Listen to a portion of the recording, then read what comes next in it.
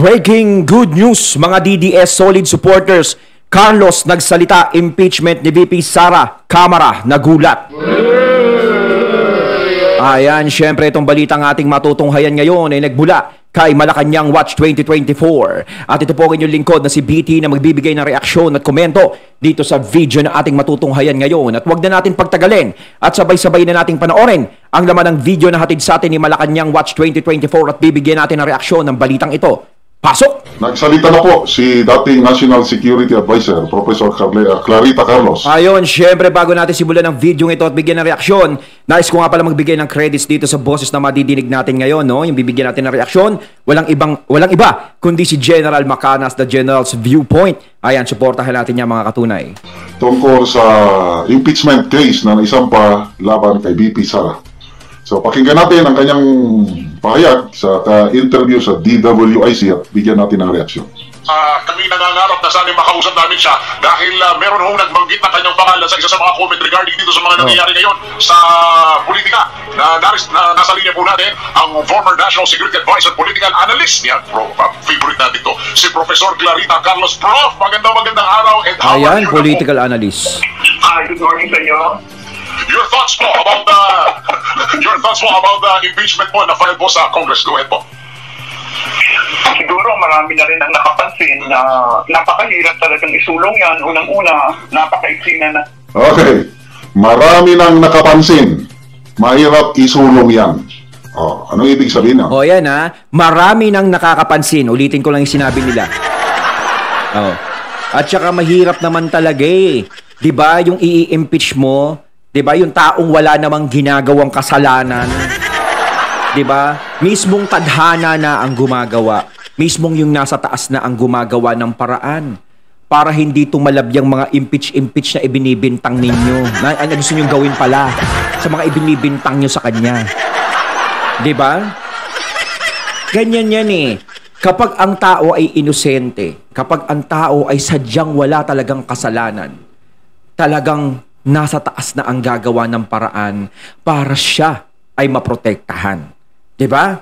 Ngayon kayo ang mga sandatahan ni Limahong na kung ano-ano ang gusto nyong mangyari kay VP Sara.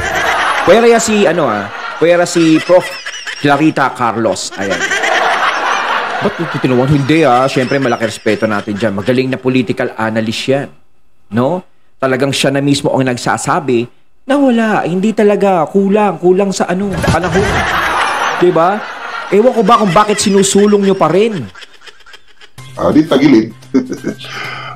So, nakakatuwa itong mga... Kasi yan parang ang layunin nila dito, nung mga nasa kamera, parang try and try until they die. Diba? Hanggat may hininga, may pag-asa. Political analyst na nagbabanggit na it's improvable. Mahirap. Ano yan, si Mr. Darius Bundok sa Philippine Star. Improvable. Sabi niya. Ito naman, tagilid. Mahirap isulong. Gahol sa oras. Session ng mga Congress. At pangalawa ay mahirap kunin yung 60 na senators na mag-a-approve niyan sa upper chamber at 105 sa lower chamber. Sa palagay po ba ninyo, so pagka ganun po yung mga ganitong, yung thought po ninyo na mahirap, palagay po ninyo wala ng future, yung ito pong impeachment na na-file. Dalawa po yata yung na-file na kahapon, pangalawa na po yata yun. Siguro wala siyang kinabukasan ngayon, pero maaari pa nilang gawin yan pagbagong kongreso sa July, no? Wala nang future sa ngayon. 'Di ba sa ngayon?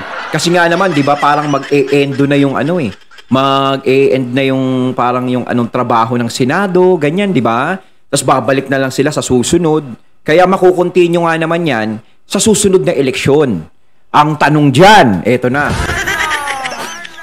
Kayo pa rin kaya ang nakaupo dyan? Alam nyo, minsan kasi kahit sabihin natin, no, minsan napapansin ko, kahit sabihin ko na iba na yung maupo, hindi na sila, yung mga nagsusulong na impeachment kay VP Sara. Parang ang iniisip ko, nandyan pa rin kasi yung pinuno. Maaari pa rin makontrol niya yun eh. Di ba? Pwera na lang kung yung mananalong congressman yung mga nandiyan, yung mga bagong congressman, talagang may sariling paninindigan. Diba? Yung kahit wala kaming budget, laban kung laban. Kung alam naming tama, tama. Diba? Pero kung sakasakali naman na takot, ay, delikado yun.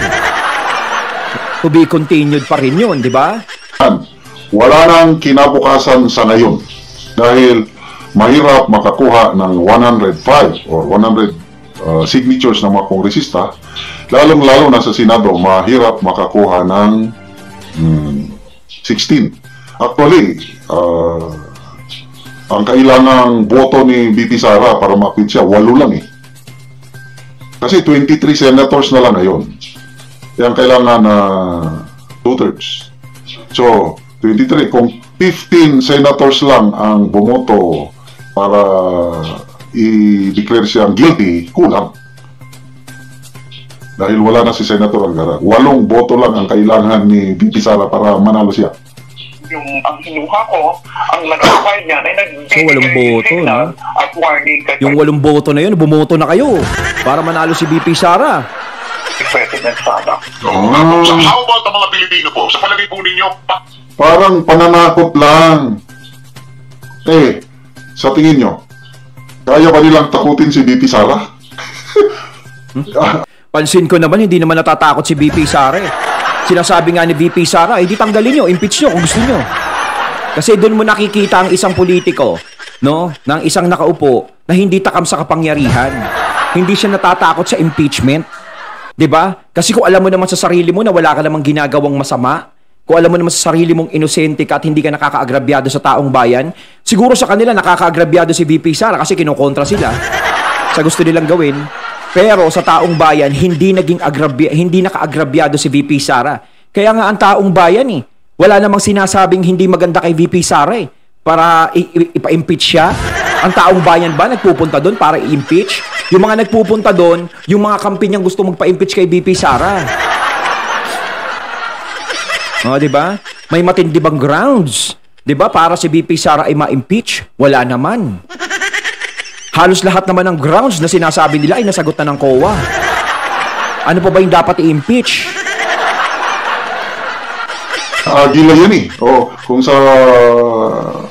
fighting cocks pa, Texas, ang breed ng Texas, habang nasusugatan, lalong tumatapang. Yes, ang agila, matatapang yan. Hindi niya pwedeng takutin si VP Sara sa dami ng impeachment case na ipapay niyo sa kanya.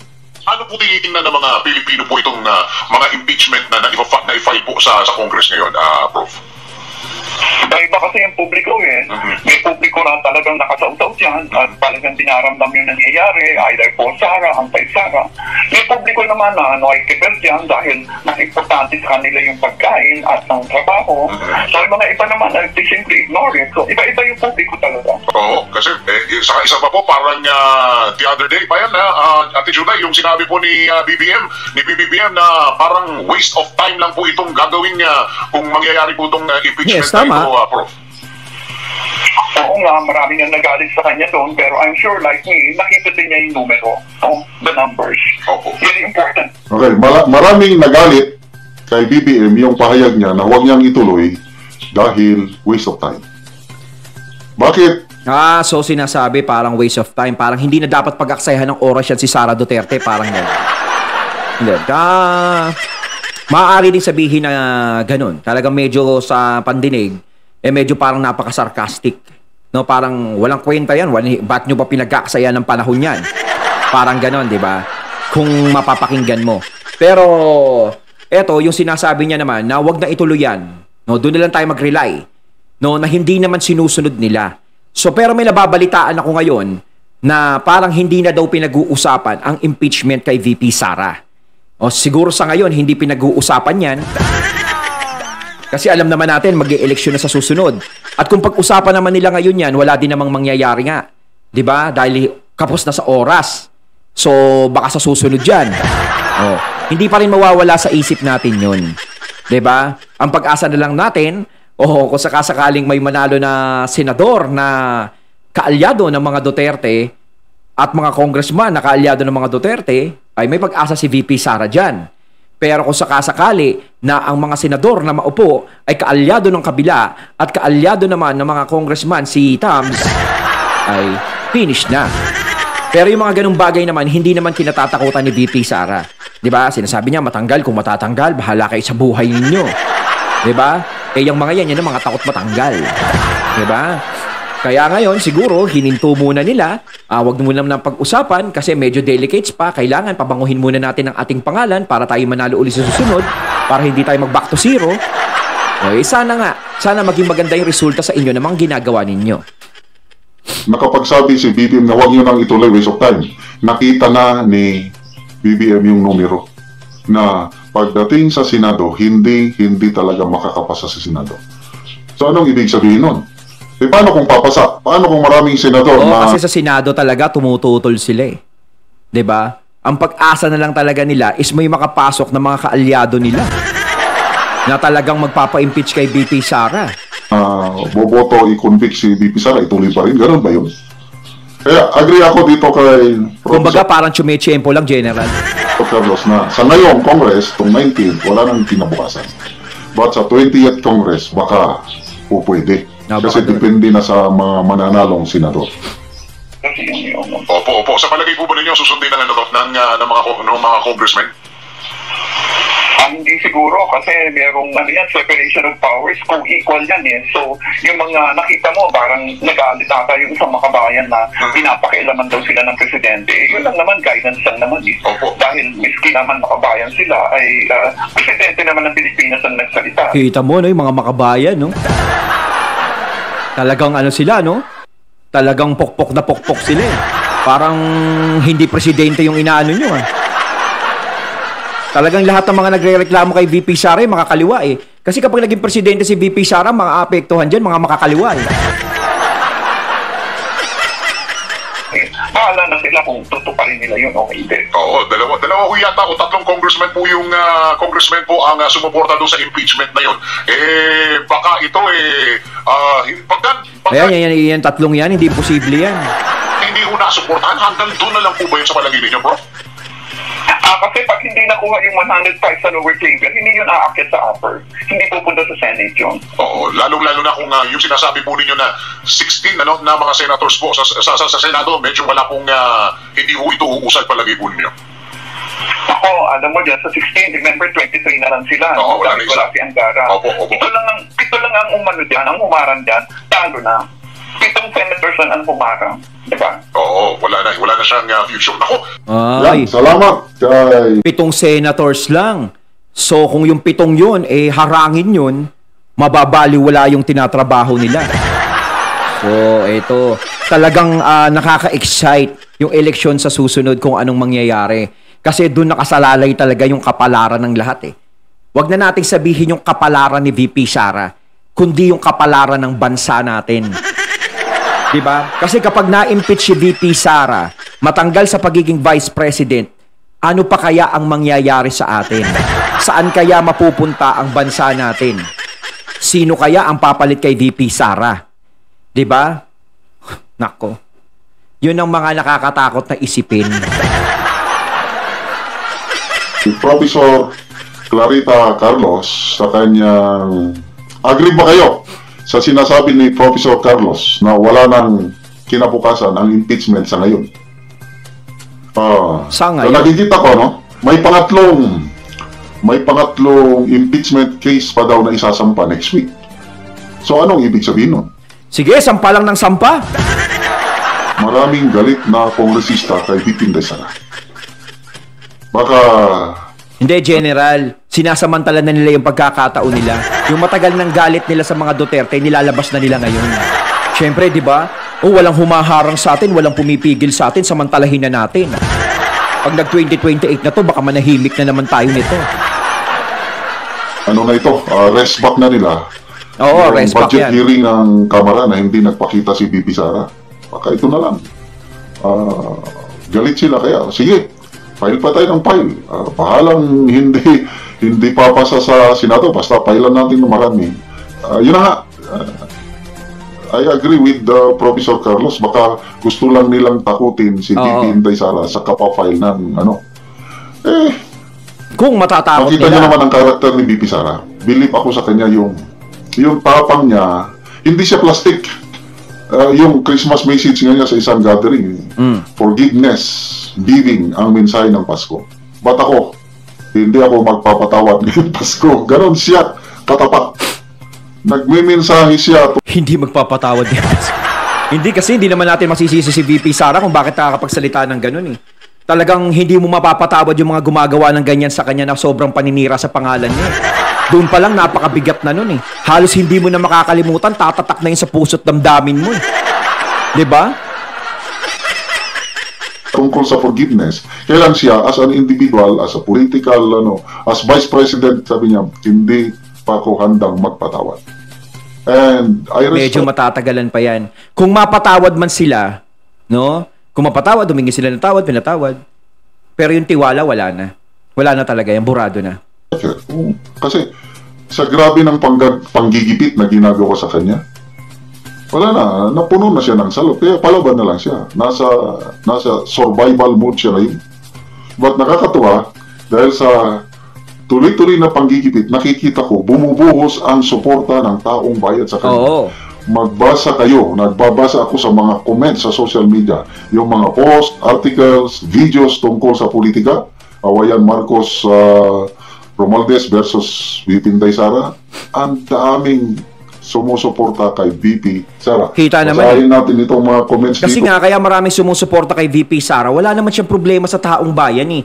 Diyan lang naman nagkakaroon ng problema sa mga yan eh. Sa mga gusto magpatanggal sa kanya. Sana totoo. After that, si Martin at BBM naman ang i-impeach ng confidential funds. Sana naman po, wag na, hindi na... O, takot lang nila dyan. Lang nakatuon kay Vice po, dapat lang po tignan ng pera-pera, magkakalaman na. We support BP Sara, Mindanao always forever. Halos lahat ng comments dito, we love Dutertes. NPA, ang mga congressman, NPA, nag-file ng impeachment. Strong, BP Ay, oo. Sara. Mga kaliwa eh. Halos lahat yung mga comments. Kaya, talagang, ituloy man nila o hindi, may akyat man o hindi, patay na ang impeachment complaint. Panalo si BP Inday. Ayun, natating natin ngayon ng video na nagmula kay Malacanang Watch 2024 at syempre yung boses na yun na nagmula kay General Macanas. Kayo mga katunay, anong masasabi nyo tungkol dito? Comment lang po kayo sa comment box. So once again, I'm BT and I'm out. Peace.